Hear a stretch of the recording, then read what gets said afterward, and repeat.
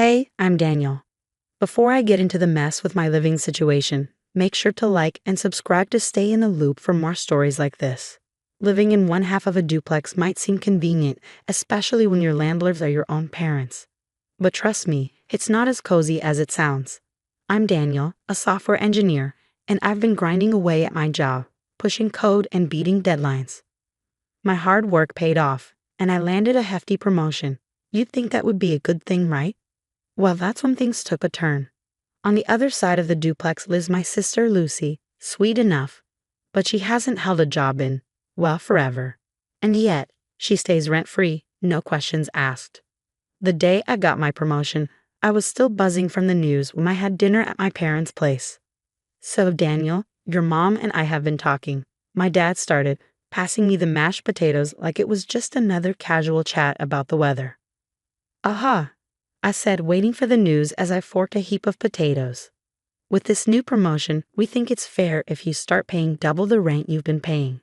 It'll help cover more of the household expenses. I nearly choked. Double? Just because I got a raise? My mom chimed in, wiping her hands on her apron. It's only fair, honey. You're making more, and we figured you wouldn't mind contributing a bit more to the house. A bit more? It felt like they wanted me to fund the entire household. What about Lucy? I asked, trying to keep my voice steady. Is she going to start paying rent too? That's different, Daniel, Dad said, his tone final. Lucy's situation isn't as stable as yours. Stable.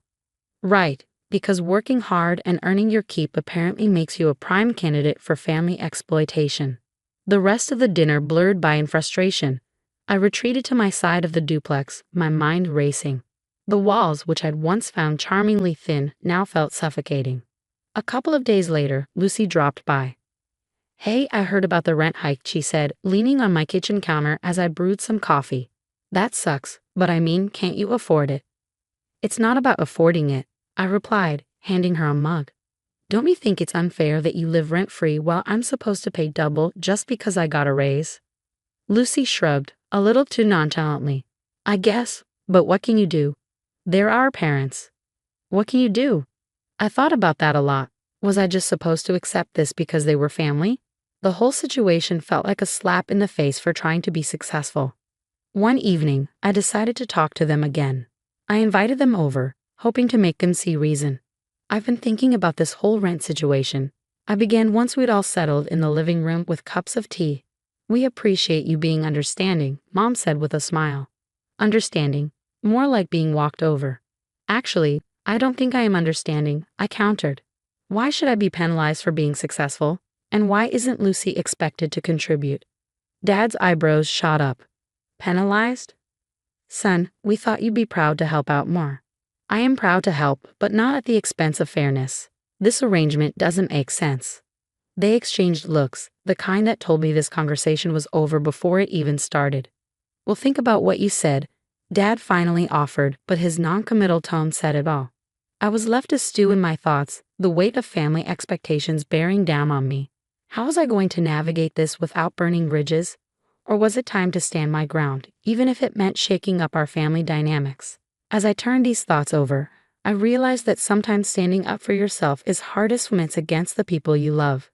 But maybe it was time they saw me not just as a successful son, but as someone worthy of the same respect and fairness they showed my sister.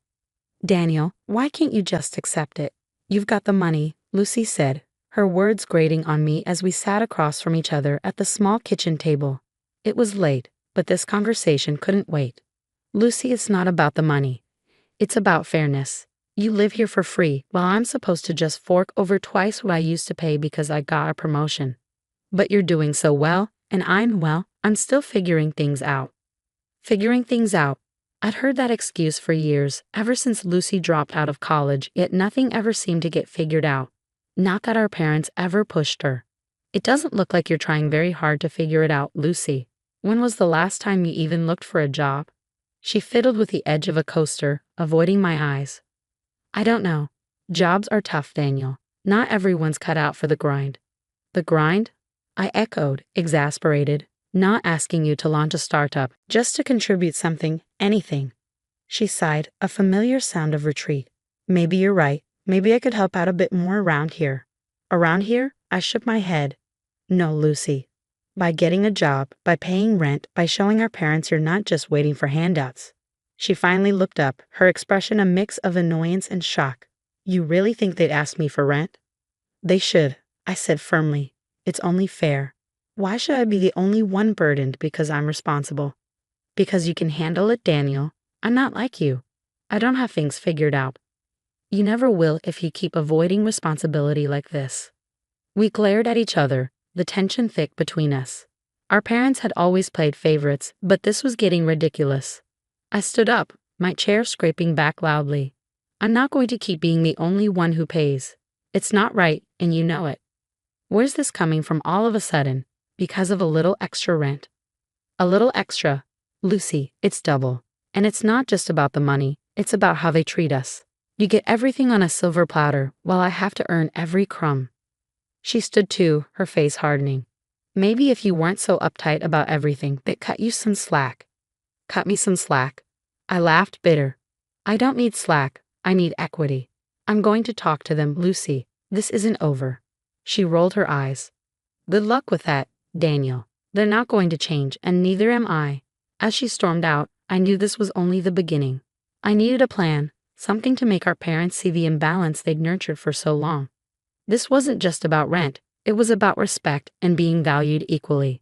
I was determined to fight for it, no matter what it took. The next morning, I carefully laid out several papers on the kitchen table, utility bills, financial statements, all under the warm sunlight streaming through the window. Lucy eyed the paperwork with suspicion as she sipped her coffee. Daniel, what are you doing with all that? Just checking some numbers, making sure everything adds up. You'd be surprised how often it doesn't. I handed her a sheet showing discrepancies in how expenses were shared. Look at this. I'm paying way more than half, Lucy, and I don't even use more than you do. She scanned the document, her brow furrowing. I had no idea. And that's just the start.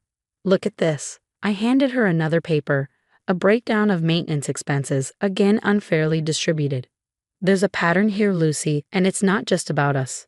It's about how they're managing everything. Lucy was silent for a long moment, the realization dawning on her. So, what are you saying? I'm saying maybe it's time we both stood up for a fair deal, and that starts with you getting a job. Her eyes widened. Me? Where would I even start? Yeah, you. Look, I found some job listings that might suit you. I slid a printed list across to her. Barista, bookstore clerk, receptionist, entry-level stuff. But it's a start.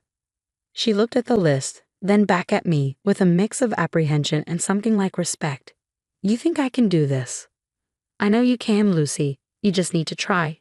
Show them you're capable, and maybe they'll see things need to change. For the next few weeks, I helped Lucy prep for interviews, redo her resume, and even practice answering typical job questions. It was strange being in this role with her, but it felt like we were finally on the same page. Meanwhile, I kept collecting evidence, every receipt, every bill. I even started a spreadsheet documenting everything in excruciating detail. It was tedious but necessary. If I was going to confront our parents, I needed indisputable proof. The day Lucy landed a job at a local cafe, I felt a twinge of pride and relief. She came home with a bounce in her step that I hadn't seen in years. I got it, Danielle. I actually got it. That's amazing, Lucy. See? I told you could do it. She grinned, and for a moment, it felt like we weren't just siblings at odds, but allies. So what's the next step? She asked. Now we sit down with them together. We lay it all out, the job, the finances, everything. She nodded, her expression serious. Let's do it. That evening we gathered in the living room, the air thick with anticipation. Our parents looked confused, perhaps a little worried, as we presented our findings. Mom, Dad, we need to talk about the rent and the bills, and about treating us fairly. I laid out the papers, each one a silent testament to the skewed balance that had governed our lives for too long. Lucy sat beside me, her presence a show of support. I hadn't expected Lucy's support, but I was grateful for it as our parents listened, brows furrowed. This was a turning point. Whatever came next, we had sparked a conversation that was long overdue. And with Lucy now working, and the evidence laid bare, things had to change. The living room felt more like a boardroom as I laid out the last of my documents on the coffee table. Beside me, Lucy shifted nervously in her chair, her hands clasped tightly in her lap. Across from us, Mom and Dad looked on, a mix of curiosity and concern etched into their faces. Mom, Dad, we've brought you here because we need to address something important, the way things have been handled financially in this house. I began pointing to the spreadsheets and bills spread out before them. Here, you can see a detailed record of the past year's expenses. Notice the disparity in how utilities and maintenance costs have been divided. As they leaned in to examine the documents, I continued, Lucy and I have had very different financial responsibilities in this house, despite occupying similar spaces. And with my recent promotion, the increase in rent I've been asked to pay isn't justifiable, especially now that Lucy is also employed. Lucy chimed in, her voice steadier than I expected. I've got a job now, and I'm ready to start contributing financially. It's only fair that we reassess how we handle expenses around here. Mom's eyes flicked between the papers and us, a frown forming. We didn't realize the impact this was having on you, Daniel. Dad nodded, taking a deep breath. We thought we were doing what was best for the family. Lucy needed support, and Daniel, you were in a position to help. That's true, I acknowledge, but supporting family shouldn't come at the expense of fairness. The burden has been disproportionately on me, and now that Lucy is capable, it's time we even things out. I then laid out a new proposal, a split that considered both our incomes and was proportional to our usage of resources in the duplex. This way, we all contribute our fair share. It's transparent, it's equitable, and it reflects our current financial situations. The room was silent for a moment as our parents absorbed the information. Then Dad spoke up, you're right. We let our concern for Lucy cloud our judgment. It wasn't fair to you, Daniel. Mom reached across the table, her hand touching mine. We're sorry, honey. We just wanted to make sure Lucy was okay. But we see now that we weren't being fair to you. I squeezed her hand, feeling a weight lift from my shoulders. Thanks, Mom. I appreciate that. All I want is for us to feel like we're all being treated equally. Lucy added, and I'm going to make sure I pull my weight. It's time I step up and show that I can handle more responsibility. We'll implement these changes immediately, Dad declared, looking at the proposed numbers. And going forward, let's keep this dialogue open. If there's an issue, we talk about it as a family. The meeting ended with a sense of closure and a plan for moving forward that we all agreed on. As we tidied up the papers, Lucy leaned over and whispered, Thanks for pushing for this, Daniel. It feels good to be part of the team. It was more than just about money, it was about respect and recognition within our family. As we walked back to our respective sides of the duplex, I felt a genuine hope that things between us, between all of us, were finally on the right track. The fairness of the situation had been restored, and with it the balance within our family began to mend. The story of Daniel and Lucy has just wrapped up, highlighting how important fairness and communication are within a family. Now I want to hear from you. Have you ever felt unfairly treated by your family because of financial issues? How did you handle it, and what was the outcome? Please share your thoughts and experiences in the comments below. It's a great way to connect and learn from each other's stories. And if you enjoyed this video, don't forget to hit that like button and subscribe to the channel for more thought-provoking content like this. Your support helps keep these stories coming.